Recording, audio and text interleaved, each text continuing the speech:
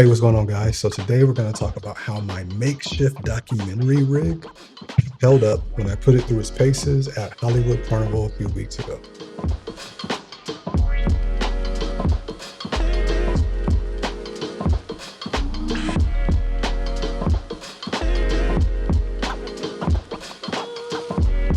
I've come to realize anytime you take a couple weeks off from actually recording and you try to get back in the rhythm of things, it just feels really weird. I probably sat here for about 20 minutes just trying to get in the mindset of being a YouTuber, but that's not what you guys came here for.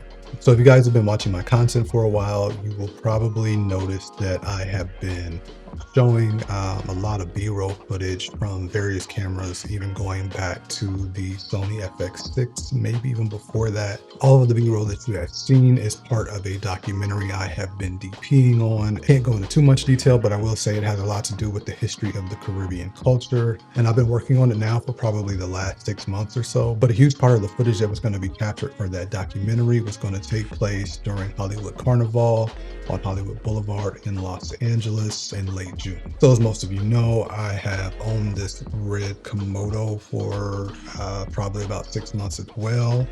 And I've done a few different rig breakdown videos, but in knowing that I was going to be using this for long hours in a professional setting, I needed to build out a cost-effective rig that was going to work to satisfy all of my needs. So the challenge for me was, after already having spent so much money on this camera and rig as it stood already, to find cost-effective ways to rig this out but still handle all of the needs that I had. For those of you that don't know anything about Carnival, here's a quick little summary of what it is.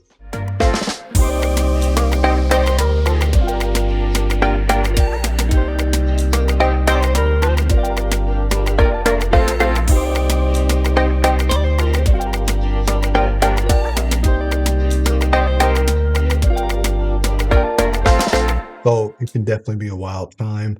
So I needed to be as prepared as I could be for as many different circumstances as possible, to have stable footage to be able to capture from various different lengths and angles, and to have enough power to get me throughout the day. So seeing as how I was going to be out all day and filming in various scenarios, I had to give a lot of thought as to how I was going to actually rig out this camera. Also, with that being said, I've already invested quite a bit in this camera and rig. So I had to be very handy in using the pieces of equipment that I already had, while being very intentional with anything else that I purchased additionally. Now, as a funny aside, I was setting this rig up about 2 weeks before Carnival, which happened to be the same weekend that Extraction 2 dropped.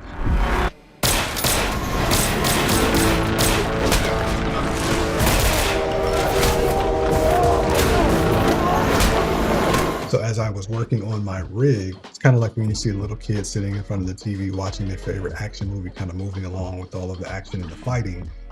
I similarly was watching all the action in the movie and found myself trying to move my camera around like I envisioned the cameraman doing to follow all of the action.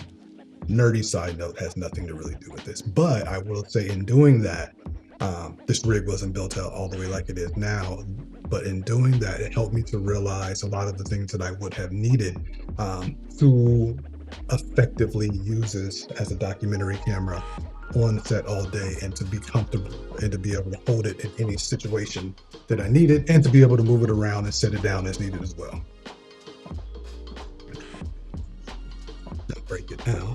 But first, I will do my best to go over all of the pieces that are included in my build out, and then give my thoughts as to how this rig worked and all the different scenarios and ways that I was able to use it built out like this. So if you've seen my previous rig build out videos, I would say that this rig falls somewhere between my medium and my large build out. If you take away the base plate and the shoulder rig, it's really not that big, but it does have a larger battery, and the way that I mounted the monitor on this does give it a little bit more size. And of course, if you throw the shoulder mount on there, it's going to increase the size significantly. Let's break down some of the pieces that it includes. I'm going to reverse engineer this as I'm speaking, but I won't always speak to the pieces that I'm dealing with at the time.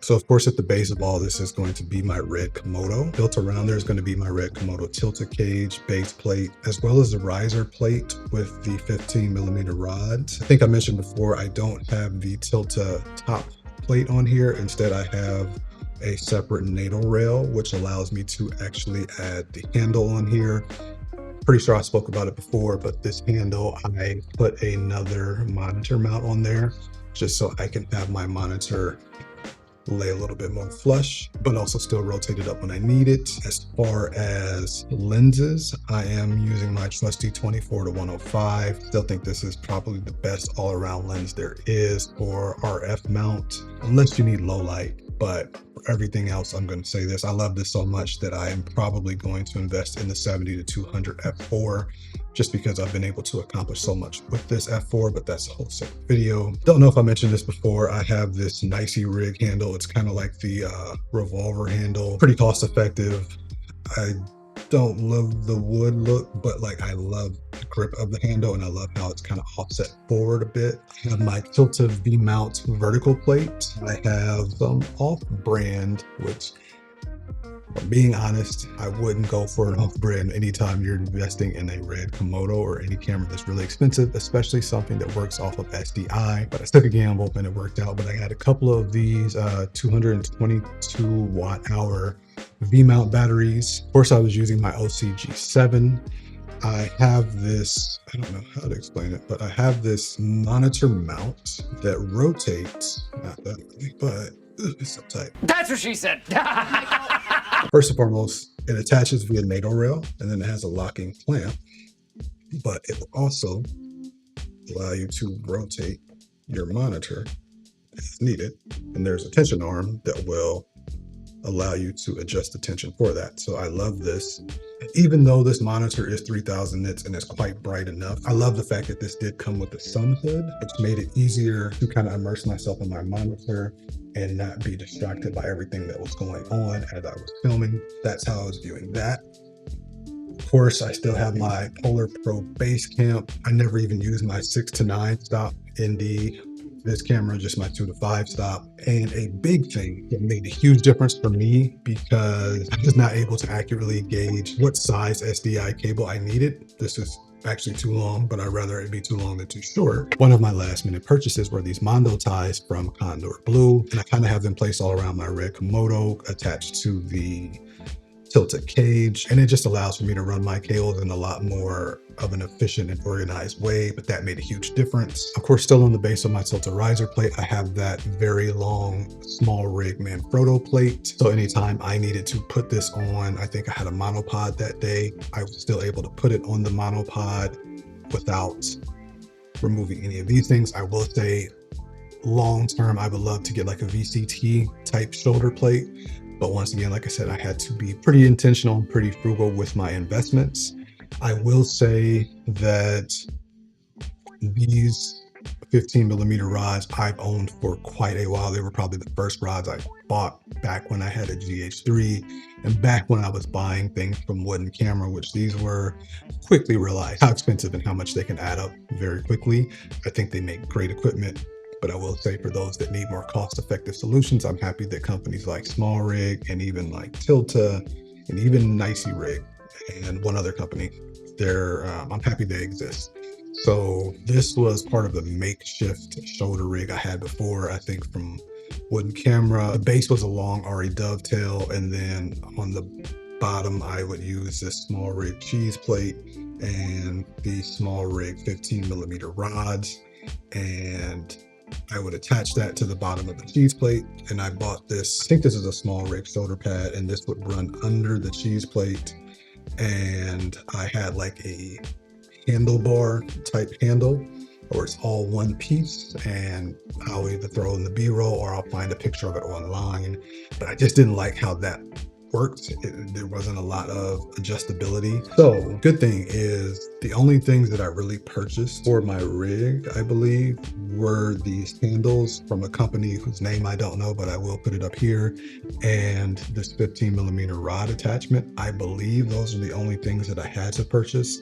Originally, this attachment right here was right here on the end of this 15 millimeter rod, but there was an issue when using the 24 to 105, when trying to extend it. My mat box would run into the base of this. So I was a little stuck, maybe about 72 hours beforehand, but luckily enough, I realized I had a few extra of these 15 millimeter rod attachments. And then I just got a little handy with the cheese plate and made a little bit of an extension.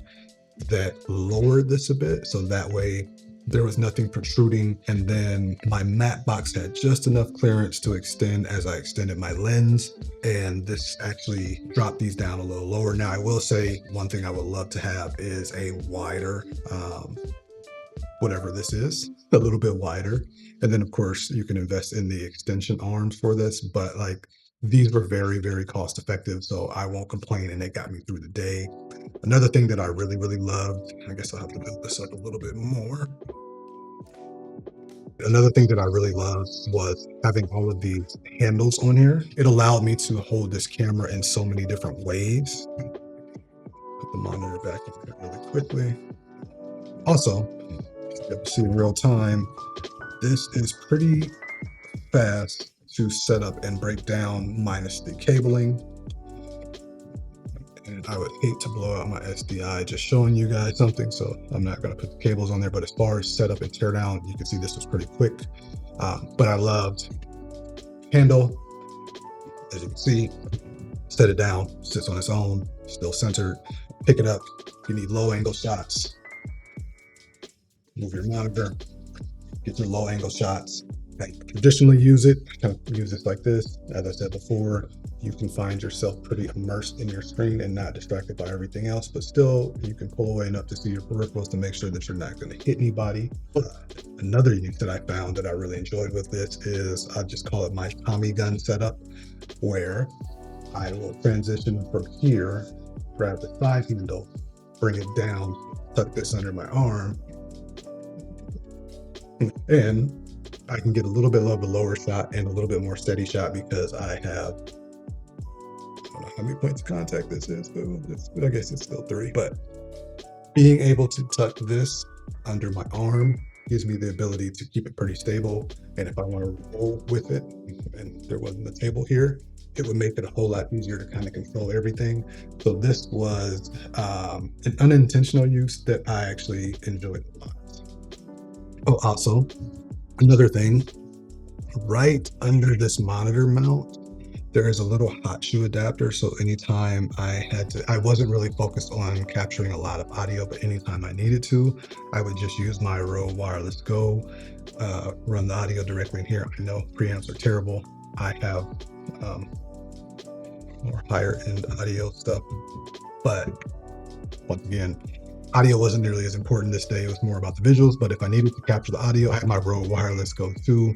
I would plug it in here, and then I would just put the receiver into the hot shoe here so it was out of the way.